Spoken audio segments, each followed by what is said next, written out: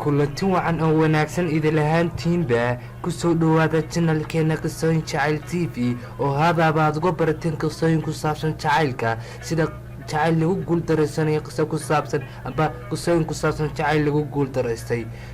haddaba daawada qiso maanta inoo waa qiso jacayl oo murugo badan. adduunyadu waa imtixaan, way dhibaato iyo murugo badan tahay. dadka isku suuma wajahdo waxay qof walba u qaabishaa wajiyo gooniya. qaar baa farxad iyo reynreyn ku qaata waqtigooda inta badan, halka ay kuwo kale la nool yihiin murugo iyo ciil iyo isqoomameyn. qisadani waa qiso dhaba oo ka dhacday caasimadda Somaliland, waana qiso aad u xanuun badan. haddaba daawadow qisadan si wacan u dhuux qisadan xanuunka badan iyo sida ay wax u dhaceen. axmed yare wuxuu ka mid ahaa ardayda dhigata jaamacadda Hargeysa, waxaanu maalin maalmaha ka mid ah isbarteen inaan lagu magacaabo Nimco, oo iyaduna ka mid ahayd gabdhaha wax ka barta isla jaamacadda, isla markaana ahayd ardayda ka hooseysa axmed iyo Nimco. barashadoodii kadib waxaa dhex maray jacayl xad dhaaf ah, kaasoo labada dhinac ah ilaa iyo midka kale uu qaaday jacayl aan la soo koobi karin.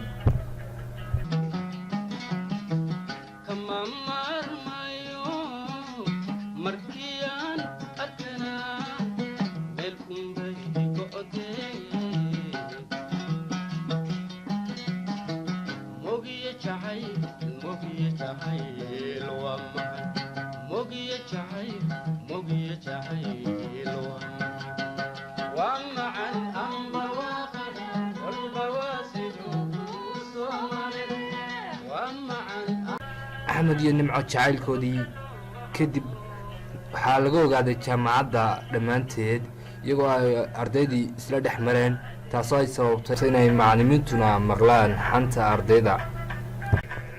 waxayna noqdeen kuwii iyagu si gaara isku tixgeliya, markastana wada jecel inay waqtigooda isla qaataan. waxaanu caashiqa isku qabaan gaadhay in ay iska warhayaan haddii aanay isla joogin inuu midba midka kale u waco si uu u ogaado xaaladiisa. nin adduunyo joogow maxaa aragti ku laaban.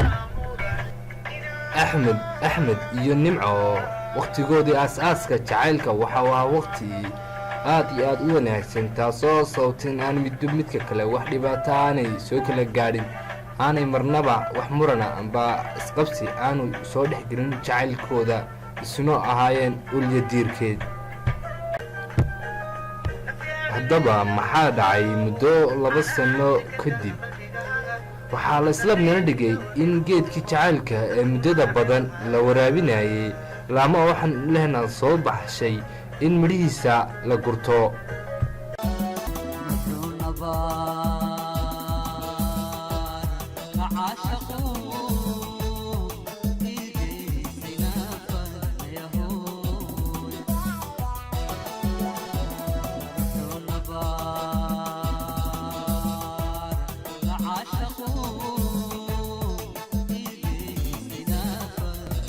axmed iyo Nimco waxay isku afkarteen inay noqdaan ulya diirkood. waxaa axmed sagal ka codsaday inay fursad siiso si waalidkii uu wargeliyo, isagoo islahaa waa bishaaro cusub arrinkani. ha yeeshee Nimco ayaa ka aqbashay arrinkaas. laakiin maxaa dhacay? maxaase dhex maray axmed iyo hooyadii? axmed waxa uu ahaa agoon, reerkoodana isaga ayaa ugu weynaa. waxa uu aaminsanaa inuu haddii hooyadii u sheego ay ku farxayso arrintaas.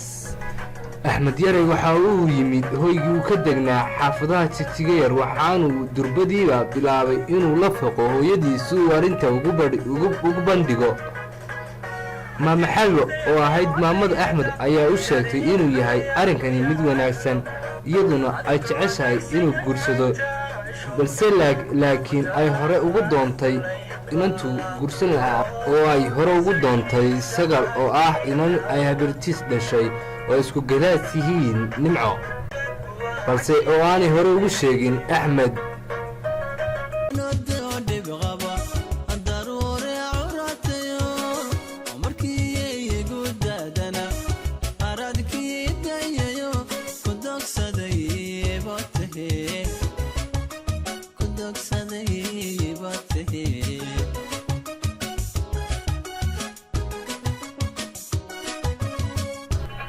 axmed ayaa durbadiiba bilaabay inuu hooyadii uu ka codsado inay iska hilmaamto sagal kana taageerto jacaylkiisa inuu u hirgalo si uu loo aqalgalo nimco oo ah inay isjecel yihiin muddo 2 sanana ay wala socdeen laba kala barisay kala warla xalwo ayaa u sheegtay wiilkeeda axmed in loo taliyo qaatana talada waalidkiis marnana aysan aanay dhacayn inuu sagal mooye u tu kale nolosha la qaybsado wixii habeenkaas ka dambeeyey axmed waxaa u bilaabmay jawi murugo iyo fakar ku dhisan habeenkii maladin ilaa waagii ka soo gudutay waxaanu nimco u sheegay in arrinkii waalidkiis ku gacan seedhay oo ayna soo hor istaajiyeen arrin kale oo ah inuu guursado inanay imaabtiyihiin oo la dhaho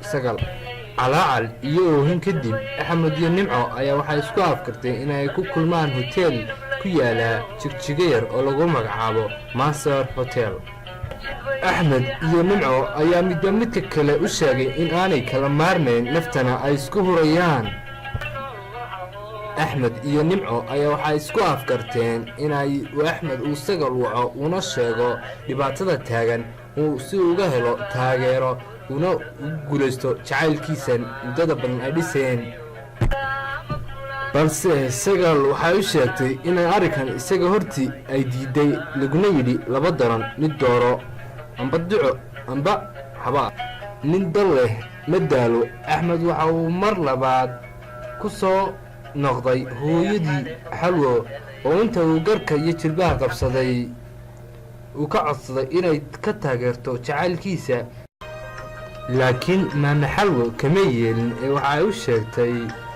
in maalinta beriah mooye saadab uu aqalgelayo warkii horeba war soo dhaaf axmed waxa uu mar kale u baryey waa cusub kaasoo ku dhisan murugo iyo ciid iyo werwer iyo fakar fara badan axmed waxa uu markuu waagii baryey uu hooyadii u sheegay inaan dhicin karin arrintani uu dunida ka tegayo haddii aan jacaylkiisa lagu taageerin siduu u dhismi lahaa axmed noloshiisu waxay noqotay mid ku dhisan murugo iyo ciid taas oo sababtay inuu ka go'o cuntadii iyo wax kastoo noloshiisa ku dhisneed hase yeeshee maama xalwa waxa ay ku dhaqaaqday arrinteedii ahaa inuu axmed sagal guursado